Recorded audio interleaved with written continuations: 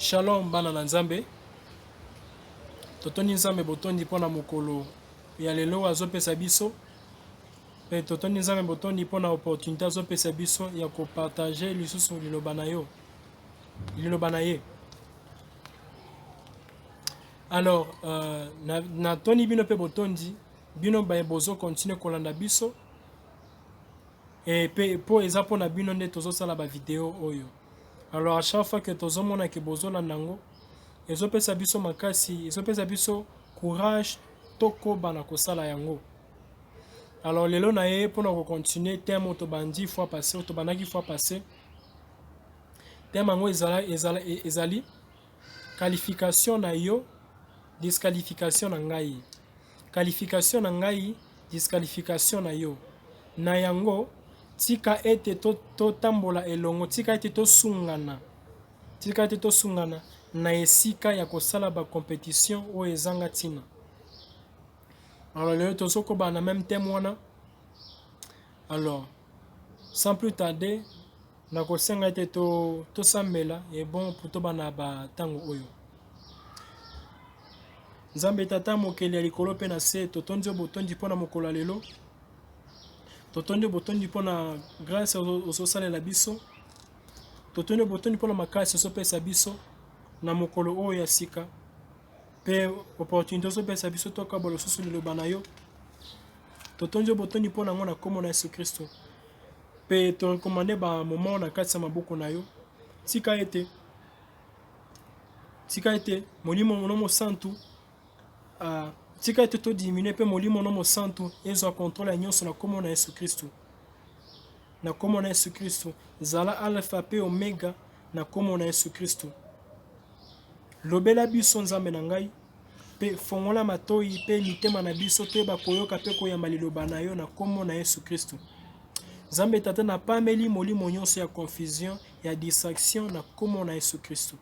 Pe nyonso oyo Satana kosala pona ko interpréter mabe makambo tosala awa. Nzambe tata na telemeni molimo na ya mauvaise interprétation na kombo na Yesu Kristo. Zala na biso kino na suka na kombo na Yesu Kristo neto bondeli bongo. Amen. Oui, balingami na Nzambe. Lelo tozala lecture mi bala kosala. Donc tozo continuer kana même thème wana. Pe tozala ba lecture mi bala kosala.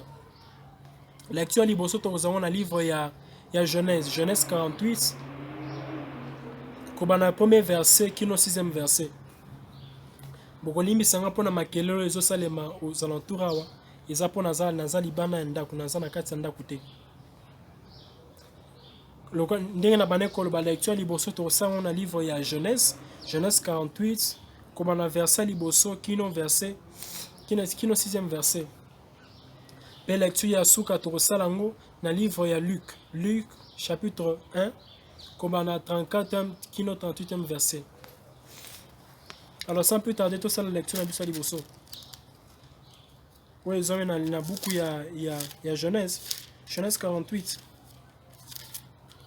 Genèse 48, kobana verset ya liboso kino 6e verset. Bible Bible. Après ces choses, l'on vint dire à Joseph, voici ton père est malade. Et il prit avec lui ses deux fils, Manassé et Ephraïm. On avertit Jacob et on lui dit, voici ton fils Joseph qui vient vers toi. Et Israël rassembla ses forces et s'assit sur son lit. Jacob dit à Joseph, le Dieu Tout-Puissant m'est apparu à Luz dans le pays de Canaan, et il m'a béni. Il m'a dit, je te rendrai fécond, je te multiplierai, et je ferai de toi une multitude de peuples. Je donnerai ce pays à ta postérité après toi. À ta postérité après toi, veuillez m'excuser. Pour qu'elle le possède à toujours. Maintenant, les deux fils qui te sont nés au pays d'Égypte avant mon arrivée vers toi en Égypte seront à moi. Ephraïm et Manassé seront à moi comme Ruben et Siméon. Mais les enfants que tu as engendrés après eux seront à toi. Ils seront appelés du nom de leur frère dans leur héritage. Parole du Seigneur. Faisons la dernière lecture dans le livre de Luc.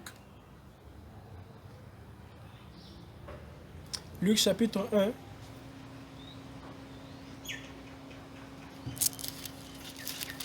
Luc chapitre 1, du 34e au 38e verset. La Bible dit ceci. Marie dit à l'ange, comment cela se fera-t-il, puisque je ne connais point d'homme? L'ange lui répondit, le Saint-Esprit viendra sur toi et la puissance du Très-Haut te couvrira de son ombre. C'est pourquoi le Saint-Enfant qui naîtra de toi sera appelé Fils de Dieu. Voici Élisabeth, ta parente, a conçu, elle aussi, un fils en sa vieillesse, et celle qui était appelée stérile est dans son 6e mois. Car rien n'est impossible à Dieu. Marie dit, je suis la servante du Seigneur, qu'il me soit fait selon ta parole. Qu'il me soit fait selon ta parole. Et l'ange la quitta. Liloba ya Nzambe. Oui, balingami na Nzambe. Ndé na bane koloba tozo continuer thème na biso to bandi. O eza intitulé qualification na yo, disqualification na ngai. Qualification na ngai, disqualification na yo. Na yango nesika ya kosala ba compétition. Tika ete to tambola elongo, tika ete to sungana. La fois passée, tout le monde a ndenge Salomon na David ba se completa ki. Place David azalaki disqualifié pour azalaki moto ya mandoki nzamba bise ke yo otangisi makile belé na nini na se mokili na yango yo te moto kotongela nga tempelo. Mais mwana oyo akouta na yo ya kozala moto na kimia yende na poni po atongela nga tempelo. Mais bokomona que atako Nzambe aponaki Salomo po atongela ye tempelo. Mais bokomona que David ye mutu abongisaki nyonso, abongisaki biloko nyonso esengelaki mpona kotonga tempelo wana. Donc David akompanaki que Salomon nde alingaki akokisa makanisi na ye. Mais Salomon te nde mutu azalaki na makuku ya kosangisa biloko nyonso oyo esengelaki mpona kotonga tempelo. Donc na botongi tempelo na David na Salomon basalaki elongo. David ye moto bitumba abundi akangisi biloko nyonso. Pe Salomon ye moto na kimia nde ayeko tonga tempelo. Donc c'est un peu ça, bien aimé. Et ndende loka liboso Nzamba utilisaki batumi wana mibale pona kosonga biso ko comprendre que to bengami pona ko travailler elongo. Alors il faut to tika ba kosala ba compétition mabeto mesana kosala. Surtout biso batu mwindu. Et sengeli to tika ba compétition mabeto salaka des fois kozala jaloux, kozala motema likuni envers moninga na yo ponza mapamboli ye. Ibabiloko ne photo tika ngo. Donc, en Afrique, na biso bato moindo pona ko comprendre pona biso to ke liboso, il faut to comprendre que tozana bosenga ko travailler ensemble. Donc c'est un peu ça. Na ngo lelo nzamba zo tinda biso na pesinga maloba oyo dans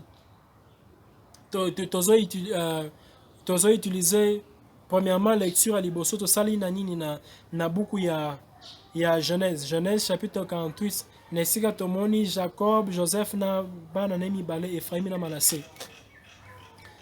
Na sepe tant na tangi ilisolo wana na sepelaki nango makasi po Nzambe nini anga azo continuer ko prouver biso que na bidon na yo moko yinga moko na koka eloko te mais soki nazo travailler na bino nde na kokoma place moko. Bino pe soki yo pe place ozali soki o se décider au travailler yo moko un moko okokate. Aux a limité quelque part. Aux a posa ya contribution baninga poko ma quelque part.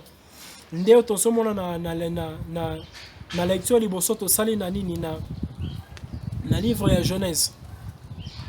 Alors, qu'est-ce qui s'est passé? Tomoni Joseph a zui bana na ye ake komona papa na ye Jacob. Sikoyoka eloko papa ne Jacob azobisa ye. Azobise boy. Nzambe tata amimoni sama ki epa na ngai pe apesa nga promesse abisi nga boye nakopambola yo nakopesa mabele oyo na bana na yo bona boye na yango bana yo boti awa na Ejipito yambo ete nga na ya kokutana na yo bana wana baza bana na ngai bakozala bana na ngai lokola Simeon lokola pe Ruben mais bana okozwa après bango nde bakozala bana na yo. Donc bien aimé par là ezane si Jacob a comprenaki que Ephraim na Manassé bazalaki accomplissement ya promesse nzambe asalaki ye.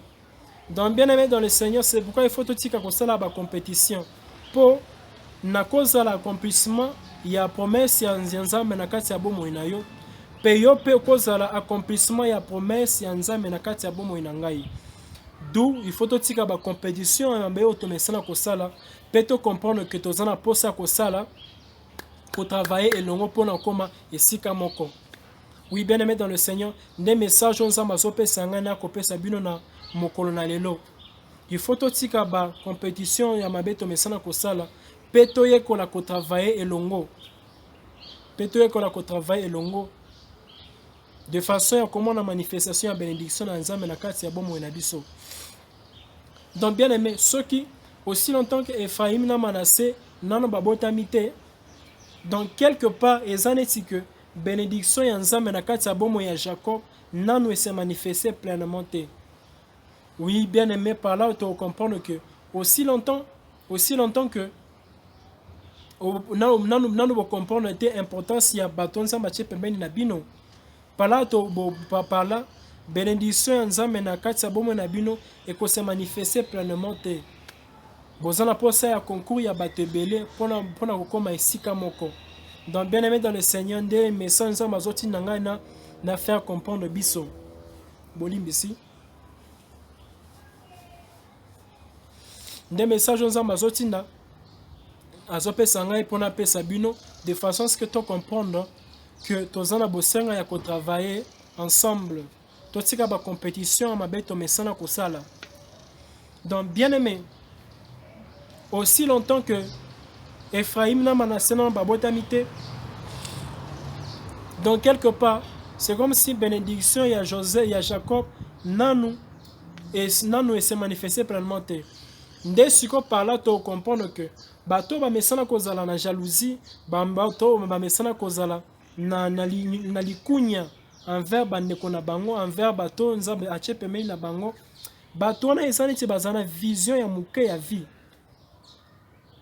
Eza par exemple ozana posa mutuka mais pour le moment ozana na makoki wana te akosoma mutuka mais il se fait que nzambe atindi mutu moko pembeni na yo et puis mutu yango aza na mutuka.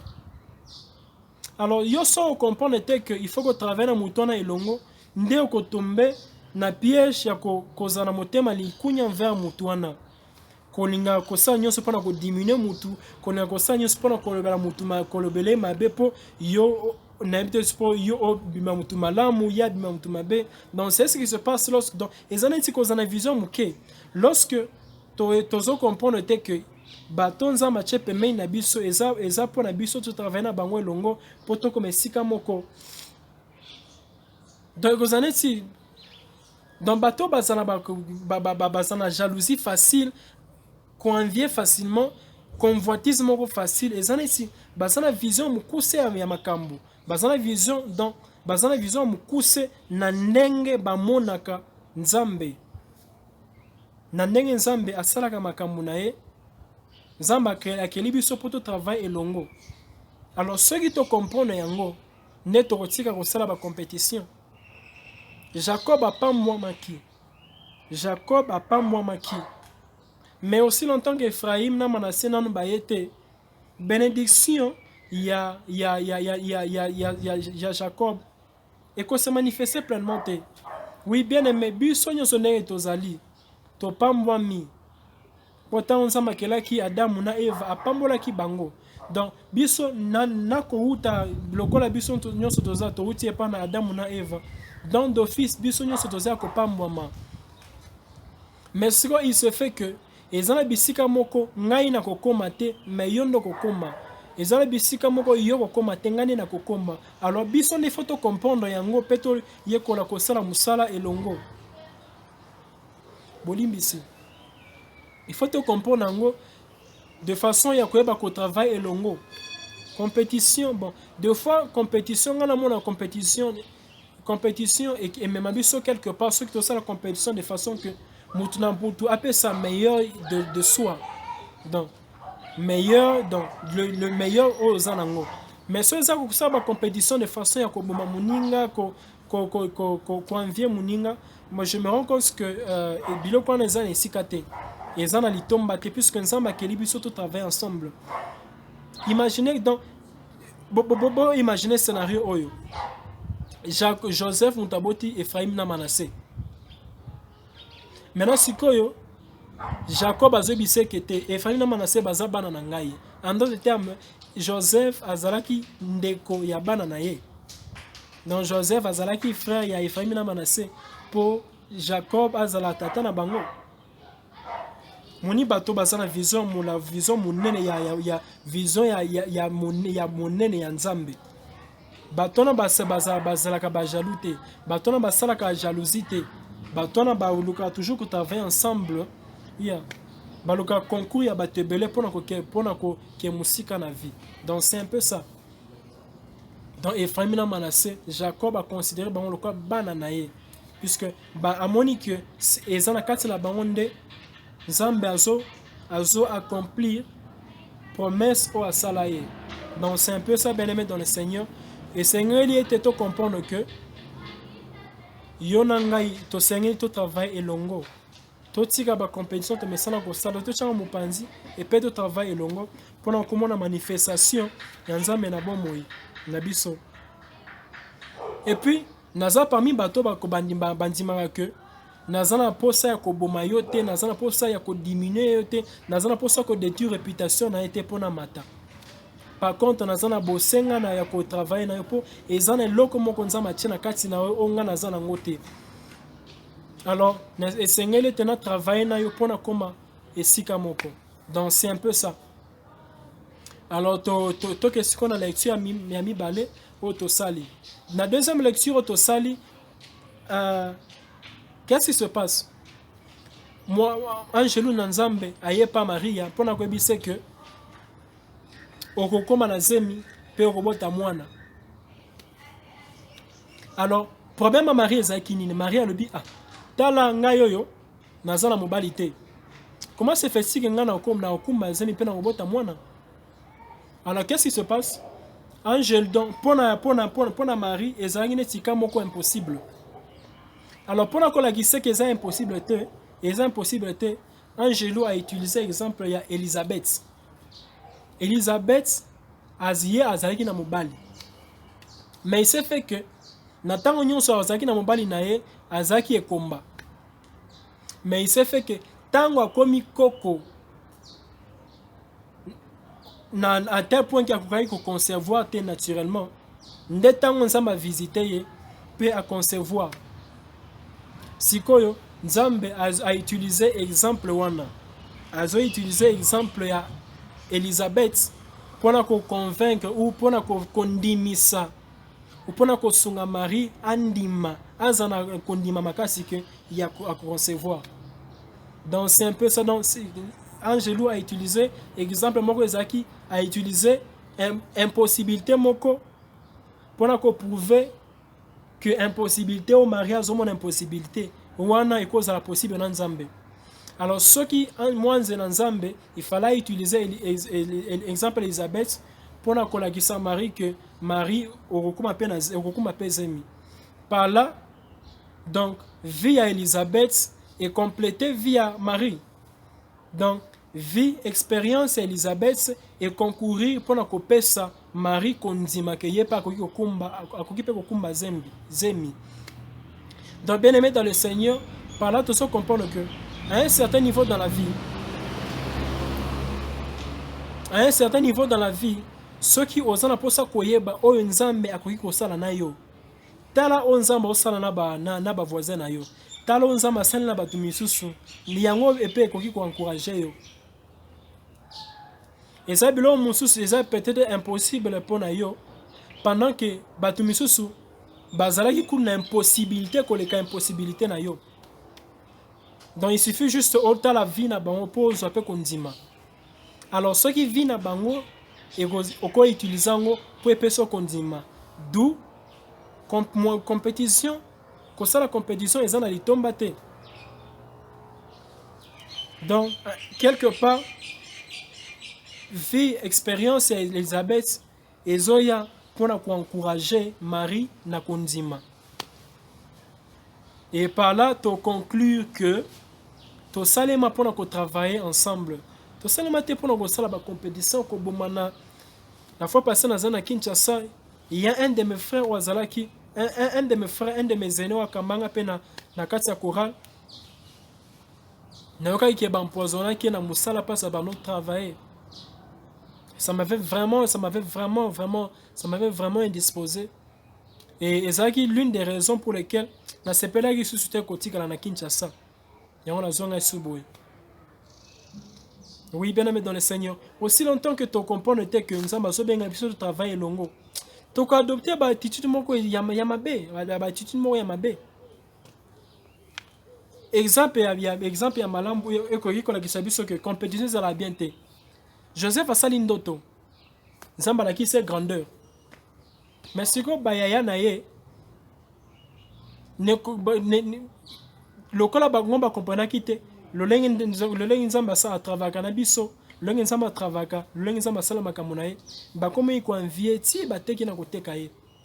Mais après nzamba utiliser bango pona kosunga bango bakufa nzala te. Donc bien aimé dans le Seigneur, to bengama pona ko travailler ensemble, to bengama pona ko bundisana te. Non.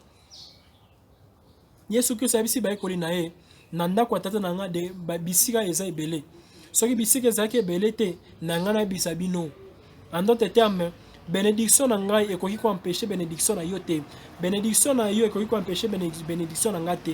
Alors, nesika to sala ba compétition ezanga tina, tika ete to travail elongo pona ko mona manifestation ya bénédiction ensemble na bomo na biso. Donc c'est un peu ça.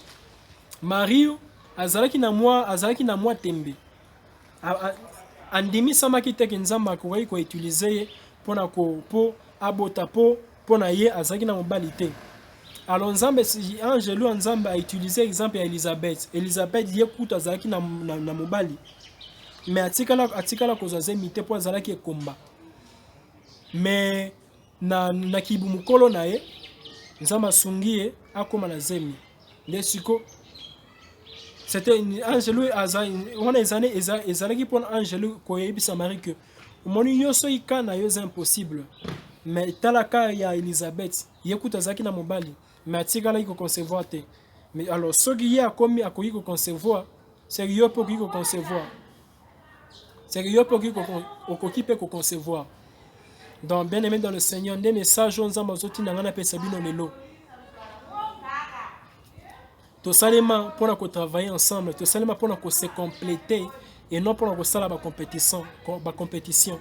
Alors bien aimé dans le Seigneur, à partir d'aujourd'hui, tu as été te comprendre que to salema pour ko travailler ensemble. Oza makasi place nga naza makasi te.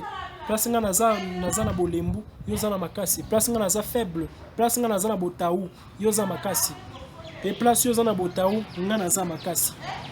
Alors essayez de tous travailler ensemble pour que liboso. To tika ba compétition wana, to tika ba compétition. Dans des messages za mazoti nanga na partager na biso lelo. Alors nzamba pa mola bino, nzamba tika na bino.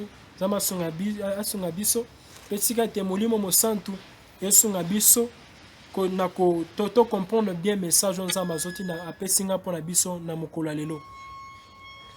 Alors na ko clôturer tant na moi prière mo ramuke pe na ko tika bino to bondeli nzambe tata mokele likolo pe na se to tonjo botondi to peso lokumu pona mokolo lelo to tonjo botoni pona liloba o ezo ya lisusu pona ko sunga biso ko encourager biso ko faire comprendre biso que to senge to bengami pona ko travailler elongo, to bengami pona ko se compléter et non pona ko sala ba compétition.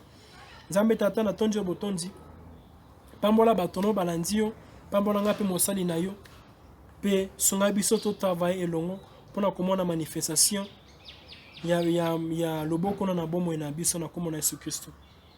Zalo kumu pe kembo lelo pe pona seko na komona Yesu Kristo. Sunga biso to bomba liloma to recevoir parole oyo pe e guider et influencer bomo na biso na komona Yesu Kristo. Neto bonde libongo. Amen. Balingami na Nzambe Nzamba pambola bino to suki apona lelo. J'espère que vous recevrez quelque chose. Alors comme nde na lobaka toujours, si vous avez une préoccupation, si vous avez eloko moko bozana posa koyeba, vous avez des questions bien, vous avez posa clarification, vous contactez biso par email ou bien par WhatsApp. Toko s'efforcer pour nous répondre bino. Peut toko sala nyonso que ba question biblique et appelle ba réponse biblique. Nzamba pambola bino. Alors pour na mutu nyonso oyo amoni kakoki ko soutenir biso, bokoki ko contacter biso utilisant boko sala même détail wana pour na ko contacter biso pour na ko ebisa biso ndenge bokoki ko sunga biso. Alors Nzamba pambola bino, Nzamba sunga bino, botikala na boboto, na tombeli bino mokolo malamu na komona Yesu Kristo. Balingami na Nzambe, shalom.